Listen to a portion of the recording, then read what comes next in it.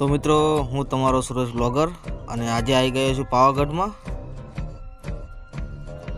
અને આ છે પાવાગઢ ફોર્ટ અને અહીં છે સાત કમાન એટલે કે 7 દરવાજા। પણ સવાલ એ છે કે 7 કેમ? કારણ કે એ સમયના લોકો આપણા કરતાં સ્માર્ટ હતા। કારણ કે દુશ્મન આવે એક દરવાજો પાર કરે અને આગળ બીજો દરવાજો।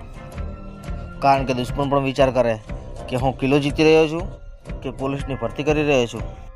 અને હા, ખાસ કરીને આ કિલ્લો મહમૂદ બેગડાએ મજબૂત બનાવ્યો હતો।